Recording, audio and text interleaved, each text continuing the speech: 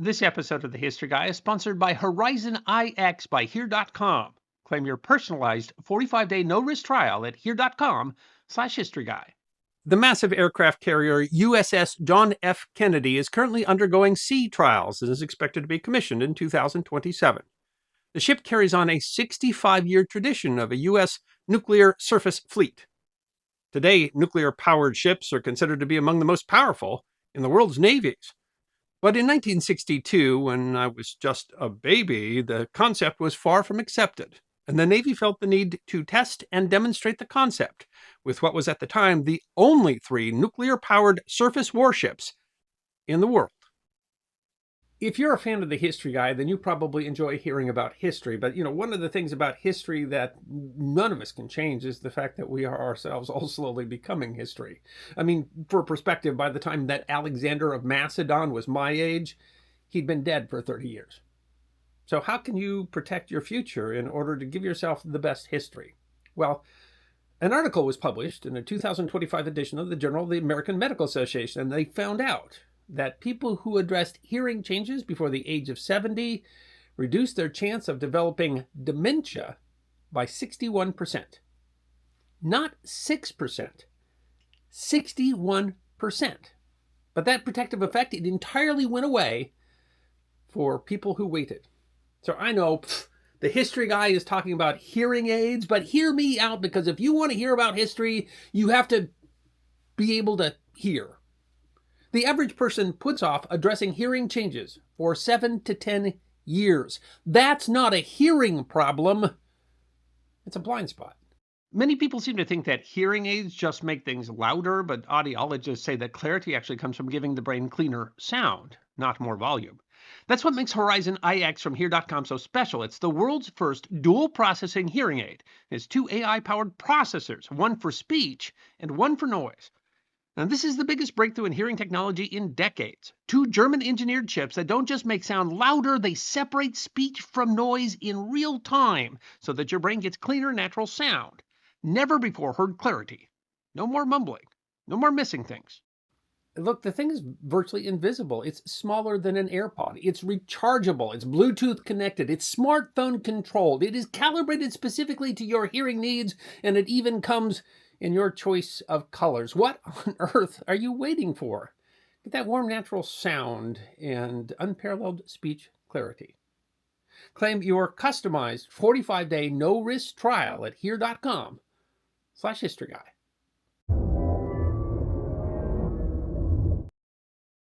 USS Long Beach was launched on July 14, 1959, and commissioned September 9, 1961. The guided missile cruiser was the first nuclear-powered surface combatant to be commissioned in the world. But she wasn't the first nuclear-powered naval vessel. The Navy had commissioned 14 nuclear-powered submarines since USS Nautilus had been commissioned in 1954. 721 foot 3 inches long and displacing 15,540 tons, the Long Beach was the first U.S. ship to be built from the keel up to use guided missiles as its main armament. In many ways, the ship was an anomaly. It was the first cruiser-sized ship to be built for the U.S. Navy since the Second World War, and the last to be built on the traditional cruiser hull, rather than a scaled-up destroyer hull. The editors of the Long Beach Press-Telegram proclaim that she will be a tribute to the might of America wherever she goes. She will be a symbol of the nation's desire for peace through preparedness. How fortunate we are to have such a vessel named for this city. Powered by 2 Westinghouse electric pressurized water reactors, similar to but larger than those used on the USS Nautilus. At the ship's christening, Harold S. Vance, commissioner of the U.S. Atomic Energy Commission, said, "A product of the missile and atomic age, this magnificent naval vessel, their 2 powerful nuclear engines, will be free to travel the seas for unprecedented distances at high sustained speeds. Her endurance and mobility will far outstrip her conventional predecessors." Indeed, military affairs writer Peter Suchu noted on a 2024 edition of the webpage of the Armory Life, the Long Beach was capable of speeds in excess of 30 knots and had essentially unlimited range. In addition, Suchu notes the nuclear propulsion meant that the ship had a temperature-controlled environment and featured many amenities, including an ice cream bar. Claiming that the Long Beach demonstrates a U.S. lead in nuclear propulsion, Vance noted the technical challenge and said, "I doubt many scientific fields have seen as intense a development effort over so short a period of time as has been the case for naval nuclear propulsion." Moreover, the ship, Vance said, would pave the way for two other nuclear vessels then under construction, the aircraft carrier USS Enterprise and the guided missile destroyer USS Bainbridge, whose keel had just been laid the previous May. He had reason to brag, but also reason for concern. While it was the world's first nuclear-powered surface warship, the Long Beach was not the world's first nuclear-powered surface vessel. The Soviet icebreaker Lenin had been in service since 1959. It was Enterprise's turn to hit the water in September of 1960. Admiral Arleigh Burke, Chief of Naval Operations, noted at the ceremony that the Enterprise was the largest ship ever built of any kind by any nation. Its size was astounding. The Okmulgee, Oklahoma Daily Times enthused, "The largest warship ever built and the most expensive. The USS Enterprise, world's first nuclear-powered aircraft carrier, can only be described in superlatives." 1,088 feet long and displacing more than 93,000 long tons, the Enterprise was 200 feet longer and displaced 2.5 times more than a World War II Essex-class carrier. Her flight deck was 4.5 acres. Powered by 8 Westinghouse A2W reactors, the most of any ship in history, Burke noted the ship's reactors represented the most powerful nuclear plant constructed anywhere in the world. She could cruise at 33 knots and go 400,000 miles at cruising speed before refueling. Lieutenant Robert C. White, the assistant reactor control officer, told the Kiwanis Club of Richmond, Virginia, that money spent on nuclear power sources for ships and submarines will be money well spent, and savings from atomic-powered crafts will justify the seemingly high costs. For the Enterprise, he explained, about $80 million would be saved in the cost of fuel oil over a 20-year period. As to its military purpose, Burke explained, the Enterprise can carry the fight to the enemy, project our military power across the sea, and help us to secure our vital sea lifelines, which join our efforts with the rest of the free world. The Times noted that her 90 planes can deliver more destruction than all the bombs dropped by all the combat planes during the Second World War. Designed as a guided missile frigate, but described as almost a light cruiser, USS Bainbridge launched in April of 1961. Admiral Burke described the launch of the 565-foot-long, 9,100-ton displacement vessel as putting the Navy on the threshold of a new era in destroyer operations, saying that the nuclear power plant will allow the Bainbridge to operate on independent missions at sustained high speed without the restrictions of frequent refuelings. Her range and endurance capabilities will far surpass those of any destroyer of any navy in the world. When the ship was commissioned in October of 1962, ship's captain Raymond E. Peete was quoted in the Quincy, Massachusetts Patriot Ledger. "It is a new naval weapon. The ship can go where we want, when we want, and for all practical purposes, for as long as we want, on the surface of the seas, in the best interest of our country, and is a mighty force in the cause of freedom everywhere." Still, Under-Secretary of the Navy Paul B. Fay, Jr. told the young crew that the Navy was about more than the ship. "How you do your job, how you conduct yourself here and on foreign soil, are the real indicators of this nation's greatness. If our way of life is to survive, if our children are to know freedom, if man is continued to be respected as a product of God, it will largely be because of your efforts." Both the ability of nuclear warships to operate where we want, when we want, and for all practical purposes for as long as we want, as well as how the crew conduct themselves on foreign soil, would be put to the test 2 years later. The 3 ships together constituted the world's first nuclear task force, designated Task Force 1, and the ship still had something to prove.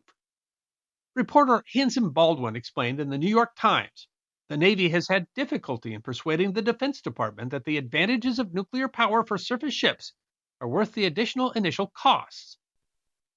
Thus came the brainchild of Vice Admiral John S. McCain, the commander of amphibious forces of the Atlantic Fleet.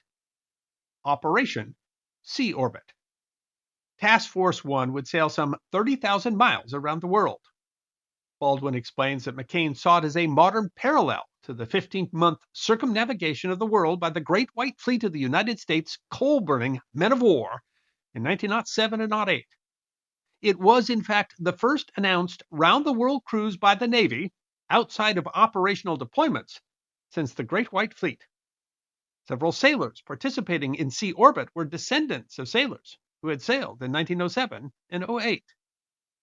However, this cruise, commanded by Rear Admiral Bernard M. Streen, would not require coal, or actually, anything. To prove the value of a nuclear fleet, the three ships would circumnavigate the globe without replenishment. The ships met in the Mediterranean on May 13th and practiced operating together. They crossed together through the Strait of Gibraltar at noon on July 31st, 1964. Journalist Petty Officer John Franklin explained in the U.S. Navy publication All Hands. Before leaving the Mediterranean, USS Long Beach, Bainbridge, and Enterprise had taken on provisions. They would not do so again until they reached the east coast of the United States. The purpose of the operation, purportedly, was to test the capabilities of the nuclear fleet. Franklin explains, although operations such as sea orbit would theoretically be child's play for nuclear-powered vessels, the Navy wanted to be sure that no unforeseen complications would arise during a long cruise by such ships. But there was a second purpose as well. The cruise, Franklin writes, would give the citizens of many countries not normally visited by U.S. ships an opportunity to see the nuclear surface fleet in action. That could mean many things. Certainly this was a goodwill show the flag visit. But as with the Great White Fleet, the Navy also had reason to show the world and the United States Congress exactly how capable a nuclear fleet could be. This told in how the diplomatic mission was described. The ships were scheduled for 17 underway sea power demonstrations. The first came the day the operation started, when Moroccan officials were flown aboard to inspect the ship and Carrier Wing 6. Similar demonstrations were made to official visitors from Senegal, Sierra Leone, Liberia, and Ivory Coast. These officials would be shown around the ships and talk to their skippers and Admiral Streen, but they would also be given firepower demonstrations. The planes of the air group would do high-speed flybys, drop flares, and conduct aerial maneuvers, including rocket, bomb, and strafing runs on surface targets near the ships, followed by the ships steaming in close formation. The guests must have been duly impressed at the power that the Navy could, indeed, project.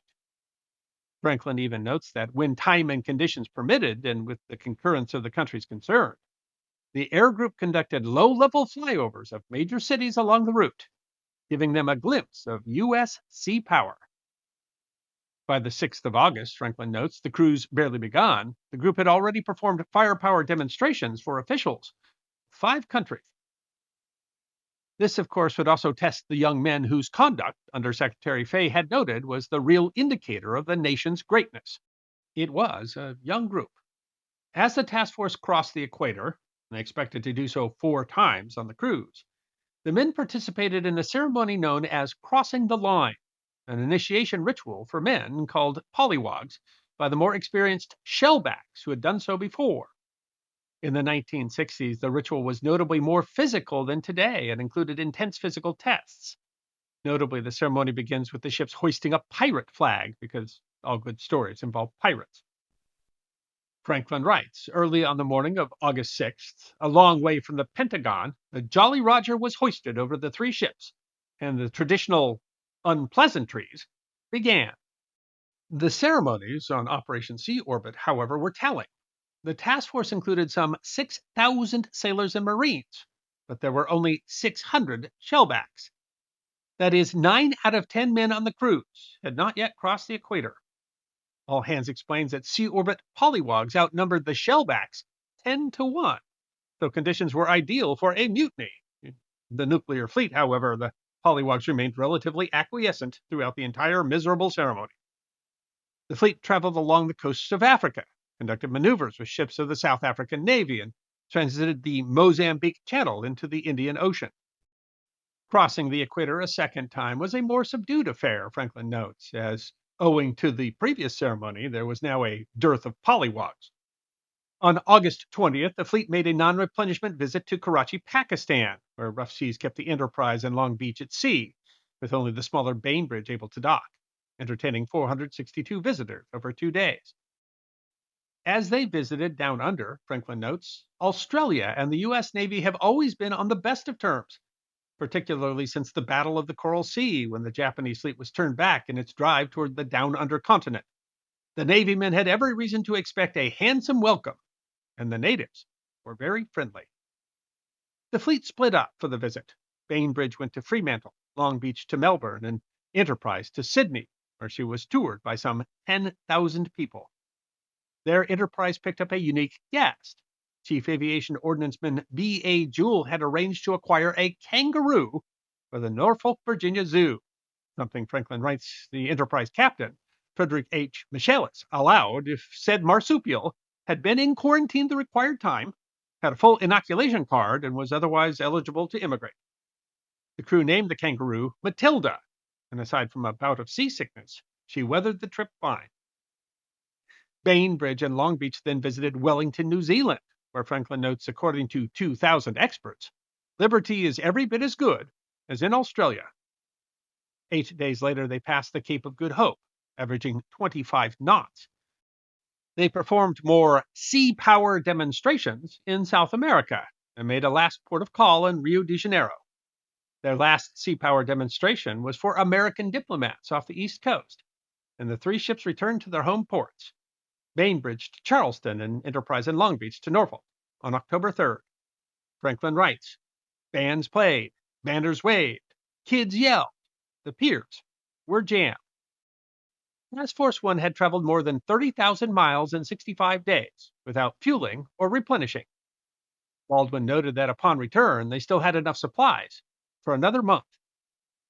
Business Insider noted in 2023, Enterprise, Long Beach, and Bainbridge had shown that they could deploy for extended periods and remain on station almost indefinitely without regular refueling or resupply, while carrying a massive amount of firepower. Qualities that were highly desired by U.S. naval leaders who were worried about ports being damaged or destroyed during a nuclear war. The fleet had faced little difficulty and had been able to deal with issues, including an emergency appendectomy, without issue.